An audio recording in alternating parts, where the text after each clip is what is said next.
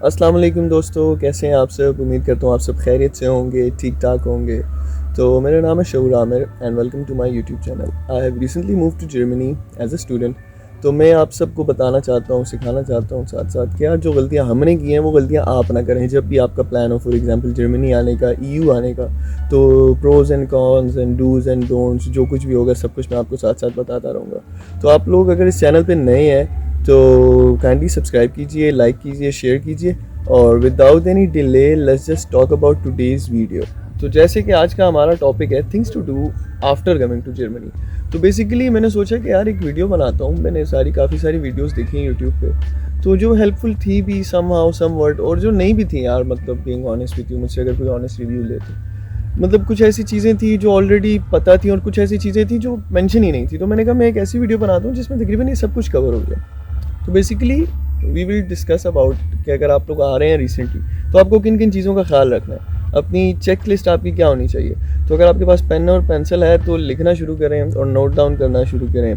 तो for example आप आ रहे हैं जर्मनी, ठीक है। तो आने से पहले मैं कुछ चीज़ें बता देता हूँ आपको कि आपको किन किन चीज़ों को अपने माइंड में रखना चाहिए, ठीक है। मैं रिसेंटली एक दोस्त से मिला, दोस्त तो नहीं है, मतलब आप कह लें कि एक पाकिस्तानी है, तो भाई है अपना, और एक और बंदा था, एक्चुअली वो बंदी थी, वो इंडिया की थी। तो जी उनसे बात हुई, मुलाकात हुई। वो कहते हैं जी हम तो आ गए हैं और हम होटल में रह रहे हैं, तकरीबन 3 हफ्ते हो गए हैं और हमें अभी तक एकोमोडेशन नहीं मिली। तो मेरी नज़र में ये हद से ज़्यादा बेवकूफ़ाना हरकत है और ऐसी हरकत आपको नहीं करनी चाहिए। अगर आपको लगता है ना कि यार मैं कल जा रहा हूँ, मैं परसों जा रहा हूँ, मैं अगले हफ्ते जा रहा हूँ और अगर एकोमोडेशन आपके पास नहीं है हाथ में, तो मेरी तरफ से आप अपना टिकट पोस्टपोन करवा दें, आप मत आएँ, वरना आप का अच्छे खासे खर्चे हो जाएंगे और आप मतलब एक ऐसी सिचुएशन की तरफ जाने लगोगे, ऐसी एकोमोडेशन चूज़ कर जाओगे। फ़र्स्ट ऑफ ऑल तो मिलनी नहीं है एकोमोडेशन आपको, ये तो आप मतलब मेरी तरफ से मिलनी ही नहीं है, ठीक है। मिलेगी तो आपको मिल जाएगी, हो सकता है आपकी पसंद के मुताबिक 1 महीने में आप रेंट दे दें वहाँ पे 50 यूरो 100 यूरो दिन का, ठीक है। होटल्स में कोई दोस्त रख ले तो अच्छी बात है, नहीं तो आपके पास ये ऑप्शन है। फिर उसके अलावा फिर आपको जो भी मिलेगा आपको वो पकड़ना पड़ेगा, तो आपके लिए काफ़ी मसला बन सकता है।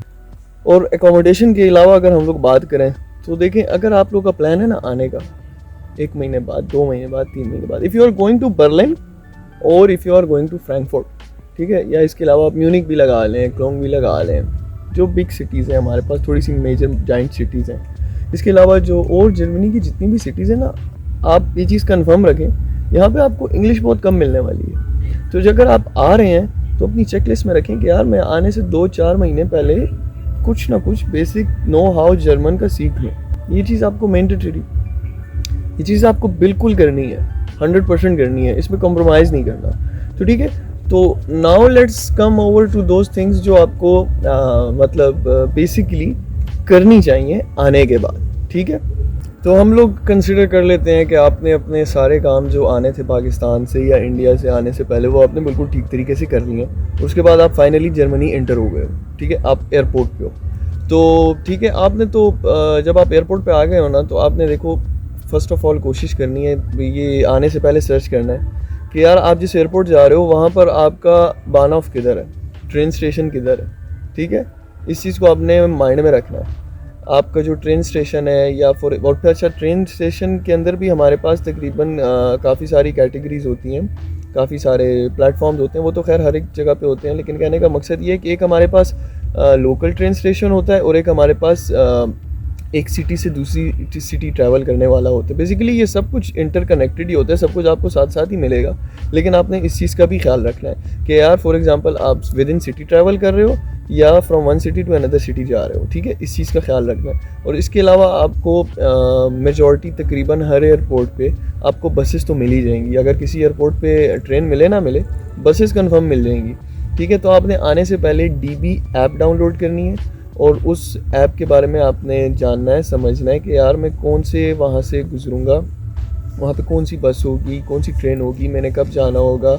और अगर आप टिकट नहीं भी बुक करवाते हैं तो वहाँ पर भी आपको टिकट मिल सकता है, लेकिन आप कम से कम अपना नॉलेज रख लें कि यार प्लेटफॉर्म कौन सा होगा, टिकट कितने का मिल जाएगा, मतलब एक आइडिया हो, एक नो हाउ हो। तो ये चीज़ आपने बिल्कुल जहन में रखनी है। और नाउ लेट्स कंसिडर कि आप सही सलामत पाकिस्तान से, अपनी कंट्री से एयरपोर्ट और एयरपोर्ट के बाद अपनी एकोमोडेशन तक आ गए हैं। अच्छा, जब आप आ गए हैं तो अगर आप लोग आजकल के दिनों में आ रहे हैं तो आजकल के दिनों में depending on your country, for example अगर आप इंडिया से हैं तो फिर तो आपको पता नहीं, हो सकता है थोड़ा सा ज़्यादा टाइम रहना पड़े क्या कहते हैं क्वारंटीन में। इसके अलावा पाकिस्तान की भी है तो आपको 5-10 दिन तक अपने रूम में बिल्कुल रहना पड़ेगा। इट डजेंट मीन कि आप बिल्कुल नहीं जा सकते, आप जा सकते हैं, अपनी ग्रॉसरीज वगैरह लेने जा सकते हैं, ये सब कुछ जो बेसिक आपकी नेसेसिटीज़ हैं वो पूरी कर सकते हैं। और दूसरी बात ये कि कोशिश कीजिएगा कि आप ऐसे दिन पे आएँ, मतलब ऐसा कैलेंडर रखें अपना, ऐसा डे चूज़ करें ना वीक में कि मतलब वो हफ्ते इतवार के आसपास ना हो, क्योंकि हफ्ते इतवार के आसपास अगर हो तो आपको फिर थोड़ी ये प्रॉब्लम हो सकती है यार कि शहर बिल्कुल बंद होगा, इतवार को तो बिल्कुल बंद होगा और कुछ भी नहीं होगा, और आपको मिल सकती हैं चीज़ें खाने पीने की। और अगर आपको फॉर एग्जांपल अर्जेंटली कुछ चाहिए तो आपको पंप से मिल जाएगा, पेट्रोल पंप के अंदर जो स्टोर्स होते हैं वो थोड़ा सा नॉर्मल रेट से मतलब एक्सपेंसिव होगा बट मिल जाएगा। तो ये सारी चीज़ें कैलकुलेट करके आइएगा। इसके अलावा अगर हम लोग बात करें तो अब बात आ जाती है सिम कार्ड की। तो आप आइए और अपना सिम कार्ड ले लीजिए, ठीक है। सिम कार्ड में आपको काफ़ी सारे ऑप्शंस मिल जाएंगे बट मैंने अब देखें लीडल की सिम ली थी, जो मतलब बीइंग ऑनेस्ट विद यू मेरा पर्सनल रिव्यू है, तो नो हार्श फीलिंग्स, मुझे लीडल की सिम बिल्कुल भी पसंद नहीं आई। तो मैंने उसके बाद अर्ली ली है, तो अर्ली मुझे समझ में आई है थोड़ी बहुत, वो मतलब बेहतर है। तो आई वुड रिकमेंड यू कि अगर आप लेते हैं तो आप ऑनलाइन भी ख़रीद सकते हैं, आने से पहले ख़रीद सकते हैं, आने के बाद ख़रीद सकते हैं, डायरेक्ट शॉप में जाके ख़रीद सकते हैं। तो अपनी सिम ख़रीदिए और सिम ख़रीदने के बाद इसको फिर एक्टिवेट करवाना होता है। इसका ये मतलब हमारे पाकिस्तान जैसा नहीं होता कि आपको कुछ अंगूठा लगाना होगा, ऐसा नहीं है। सिम लें आप स्टोर से, आप जाएं उसे अपने फ़ोन में डालें, उसके बाद आपकी ऑटोमेटिक फ़ोन पे ही वेरिफिकेशन हो जाएगी, फ़ोन पे ही आपको कॉल्स आएंगी, आप अपना पासपोर्ट दिखाएंगे एंड आप आगे से साथ साथ कर लेंगे और सिम आपकी एक्टिव हो जाएगी।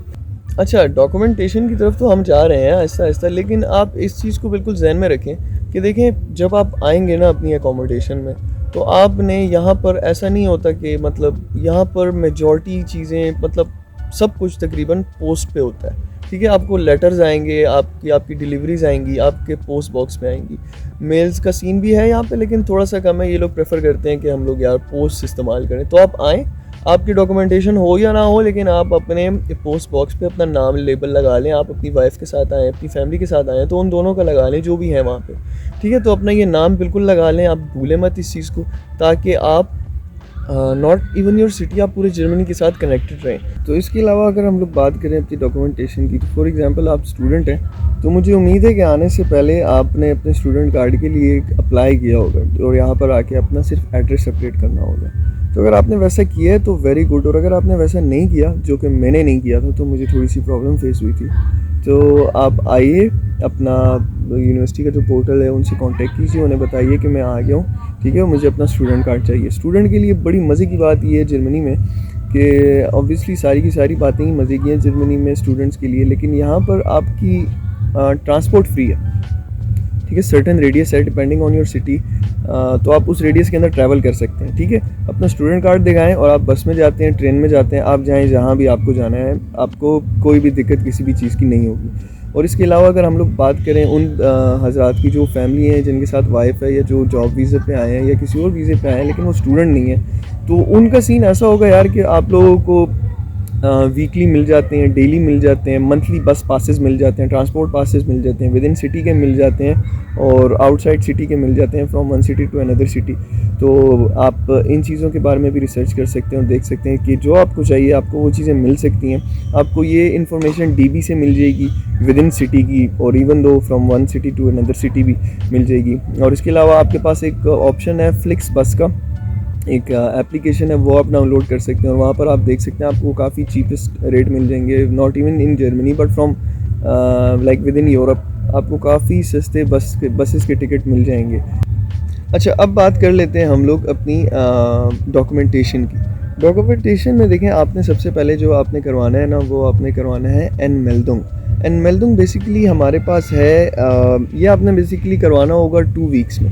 अगर आपने 2 वीक्स में नहीं कराया ना तो आपको जुर्माना भी हो सकता है, आपको अच्छा खासा फ़ाइन भी ये लोग ठोक सकते हैं, ठीक है। और ये आपको आसानी से आप लोग कर सकते हैं, तो आपको नेट पे सर्च करना होगा यार कि आपका सिटी रजिस्ट्रेशन ऑफिस कहाँ पे है, ठीक है। वहाँ पर जाके आपने एनमेल्डुंग करवाना होगा। जो भी आपके बेसिकली ये आपके पास एक होती है कि आप उन्हें बताते हैं जर्मन गवर्नमेंट को कि यार मैं आ गया हूँ, इस सिटी में मैं रजिस्टर हो गया हूँ, तो फिर ये आपके साथ फर्दर कनेक्ट कर सकते हैं और आपको बता सकते हैं, मतलब आप जर्मनी की गवर्नमेंट की नज़र में आ जाओगे कि हाँ भाई ये बंदा आ गया, सेफली आ गया, यहाँ पे पहुँच गया, इधर रह रहा है, ये इसका एड्रेस है, ये सिटी में रह रहा है और ये इस दिन से रजिस्टर हो गया हमारे साथ। अच्छा, तो हम कंसिडर करते हैं कि आपने एनमेल्डुंग करवा ली है, तो अगर फिर भी आपको थोड़ी बहुत समझ नहीं आई तो मैं आपको थोड़ा सा और भी बता दूँ इसके बारे में कि आप लोग मतलब फॉर एग्ज़ाम्पल फ्रैंकफर्ट आ रहे हैं तो आप लोग गूगल पे लिखेंगे फ्रैंकफर्ट बुर्गराम, या आप लिख सकते हैं फ्रैंकफर्ट सिटी रजिस्ट्रेशन ऑफिस।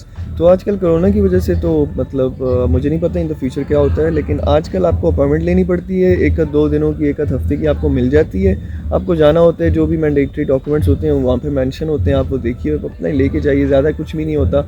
और अपना मतलब आप ये ले जाइए तो वो आपको एक पेपर दे देते हैं, मेल्डिंग करवा देते हैं। लेकिन इसके लिए ज़रूरी है कि आपके पास कॉन्ट्रैक्ट होना चाहिए। कॉन्ट्रैक्ट आपको मिलेगा मतलब आपके लैंडलॉर्ड से, जहाँ पर आप रहेंगे ना वहाँ पर आपको मतलब आपने उसका एडवांस पे कर दिया, रेंट पे कर दिया, रहने लगे, वो आपको एक कॉन्ट्रैक्ट देगा, कॉन्ट्रैक्ट आपके साथ साइन करेगा। वो कॉन्ट्रैक्ट आपका पासपोर्ट और जो भी थोड़े बहुत मैंडेटरी अगर कोई और डॉक्यूमेंट्स हुए तो वो मेंशन होंगे, आपको नज़र आ जाएंगे, आप वो देंगे उनको, तो वो आपको एक पेपर दे देंगे जिस पे लिखा होगा एनमेल्डुंग। एनमेल्डुंग का मतलब है कि आप यहाँ पर रजिस्टर हो गए हैं इस सिटी में, तो आपका ये डॉक्यूमेंट यहाँ पर कंप्लीट हो जाएगा। इसके अलावा दूसरी चीज़ मैं आपको बताऊँ कि जो भी बड़ी इंपॉर्टेंट है, जो टाइम कंज्यूमिंग है, तो इसीलिए जल्दी से जल्दी बस ये कर दीजिए। आपके जितने भी डॉक्यूमेंट्स होंगे, लेकिन ये आपको ऑब्वियसली जब अपने डॉक्यूमेंट्स कंप्लीट करने होंगे, आपका मतलब आपकी हेल्थ इंश्योरेंस की भी कम से कम एप्लीकेशन हो आपके पास, ठीक है। तो हेल्थ इंश्योरेंस भी यहाँ पे मैंडेटरी है। हेल्थ इंश्योरेंस यहाँ पे बेसिकली 2 किस्म की है, एक पब्लिक हेल्थ इंश्योरेंस है, एक प्राइवेट हेल्थ इंश्योरेंस है। इट्स अ डीप टॉपिक, इसके लिए अगर आप लोग चाहो तो मैं एक अलग वीडियो बना सकता हूँ समझाने के लिए कि कौन सी बेहतर है, कौन सी नहीं है, कौन सी करवानी चाहिए, डिपेंडिंग ऑन डिफरेंट फैक्टर्स, मैंने कौन सी करवाई है, इट्स अ सेपरेट टॉपिक। तो बेसिकली आपको मैंडेटरी है, ये आपने करवानी है, ठीक है। तो आप अपनी हेल्थ इंश्योरेंस के लिए अप्लाई कर दोगे, ठीक है। और हेल्थ इंश्योरेंस इसके अलावा कुछ और क्या कहते हैं डॉक्यूमेंट्स भी हैं, वो भी मैं आपको बताता हूँ। तो ये सारे के सारे डॉक्यूमेंट्स फॉर एग्जांपल आपने इकट्ठे करनी है, सारे के सारे डॉक्यूमेंट्स आपने ओस्लेंदर बेहोर्दे को भेजने हैं, ठीक है, मेल करनी है उन्हें। और आपने उन्हें मतलब आपका सब्जेक्ट होना चाहिए मेल का कि यार for example visa prolongation application, या for example request for visa extension और समथिंग लाइक दैट, इस किस्म की ना। तो बेसिकली ये हमारे पास ओस्लेंदर बेहोर्दे जो होता है, ये हमारे पास फॉरेन अफेयर्स का ऑफिस होता है यहाँ पर with in cities, different cities में होता है, नेम सबका सेम ही होता है। तो ये आपका टाइम लग सकता है इस चीज़ पे, ठीक है। आप महीने बाद, 2 महीने बाद, डिपेंडिंग ऑन योर सिचुएशन। अगर आपके पास 6 महीनों का वीज़ा है तो आपको आराम सुकून से देंगे, और अगर आपके पास 2 महीनों का है, 3 महीनों का है, तो आपका केस थोड़ा सा जल्दी प्रोसेस कर देंगे, तो आपको रेजिडेंस परमिट की तरफ ये लोग आहिस्ता आहिस्ता लेके जाएंगे। तो आप अब ये सारे के सारे डॉक्यूमेंट्स आप उन्हें मेल कर देंगे, ठीक है।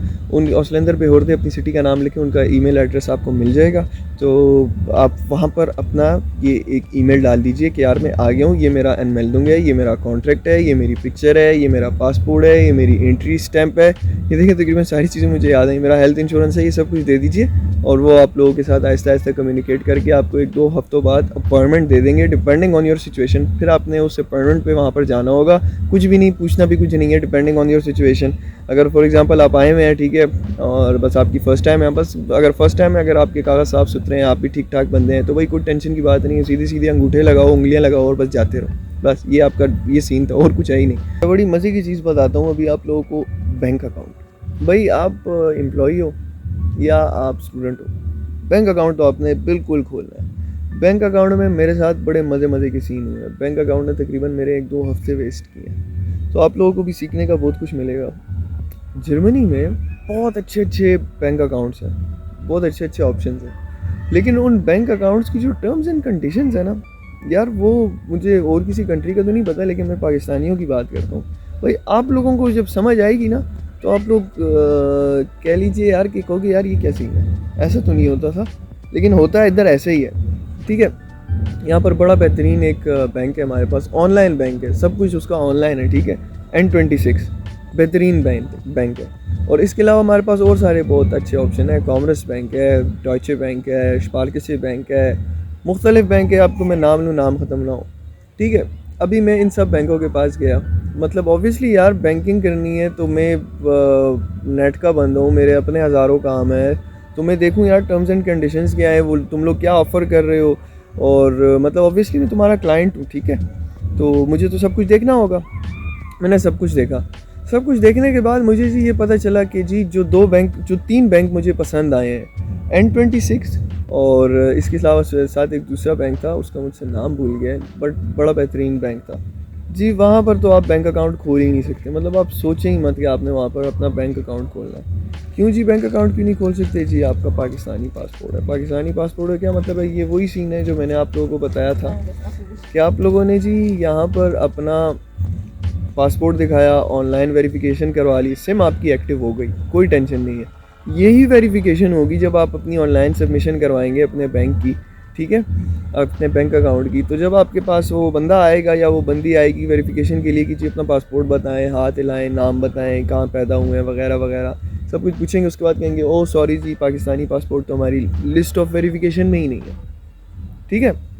अच्छा जी, लिस्ट ऑफ वेरिफिकेशन में नहीं है तो बस जी एक के साथ किया, दूसरे के साथ किया, तीसरे के साथ किया, किसी के साथ भी नहीं है। उसके बाद मुझे इन दी एंड मजबूरन मुझे 2 बैंकों के ऑप्शन मिले थे, ठीक है, कॉमर्स बैंक और स्पारकिसी बैंक। ये 2 बैंक हैं जी। अगर आप पाकिस्तानी हजरात देख रहे हैं, आप कहीं भी मत जाइए, अपने आप को मत थकाइए, ठीक है। स्पारकिसी या कॉमर्स बैंक, आप ये दोनों देख लीजिए, यहाँ पर आपका अकाउंट खुल जाएगा, वो भी 4 यूरो पर मंथ फ़ीस के साथ, ठीक है।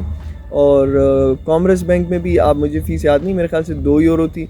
इस तरह डोचे बैंक में 8 यूरो फ़ीस है, ठीक है, डिपेंडिंग ऑन योर एज। अगर आपकी एज 26 से ऊपर है 4 यूरो है, अगर आपकी एज 29 से ऊपर है 8 यूरो है। ये इनकी प्रोसेसिंग फ़ीस है, कुछ भी नहीं करते, ठीक है। लेकिन बस आपका पैसा अगर उनके अकाउंट में पड़ा है तो ये इनका रूल है भाई, आपको इनको पैसे देने ही देने, ठीक है। तो आपको ये और बैंक अकाउंट के बगैर गुजारा होना नहीं है, तो अकाउंट में आपने भाई पैसे रखने हैं और पैसे आप लोगों ने इनको देने ही देने हैं। एक और चीज़ मैं आप लोगों को बता दूं कि अगर आप फॉर एग्जांपल जर्मनी आए हैं और आप एज अ स्टूडेंट जर्मनी आए हैं और आपकी कोई स्कॉलरशिप का सीन नहीं है और आप यहाँ पर ब्लॉक अकाउंट पे आए हैं, ठीक है, तो जी आने साथ ही अपने सारे डॉक्यूमेंट्स जो तकरीबन आपने औसलेंदर बेहोर्दे को भेजे थे, उसके आधा हिस्सा आप कह लें ये आपने अपने कॉरिकल को भेजने हैं, फेंटीबा को भेजने हैं, ठीक है। अच्छा, फेंटीबा का भी एक बड़ा मज़े का मैं प्लस एंड फेंटीबा और कॉरिकल के बारे में भी एक वीडियो बनाऊँगा, ठीक है। कौन अच्छा है कौन बुरा है, मैंने कौन सा यूज़ किया, मेरे साथ क्या सीन हुआ, सीन मैं आपको बाद में बताऊँगा। लेकिन इसमें भी अच्छा बुरा है, तो बुरा तो नहीं है, लेकिन बस हर एक की यार अपनी टर्म्स एंड कंडीशंस होती हैं, कुछ समझ में आती हैं, कुछ नहीं आती हैं, कुछ उन्होंने अपने फ़ायदे के लिए रखी होती हैं, कुछ उन्होंने आपके फ़ायदे के लिए रखी होती हैं। तो आपका जो भी ब्लॉक अकाउंट है आपने वो एक्टिवेट करवाना है और उस अकाउंट को आपने अपने बैंक अकाउंट के साथ लिंक करवाना है, ठीक है। और आप लोगों ने अभी तक सब्सक्राइब नहीं किया तो काइंडली सब्सक्राइब कीजिए और वीडियो को लाइक कीजिए, शेयर कीजिए अपने फ्रेंड्स के साथ।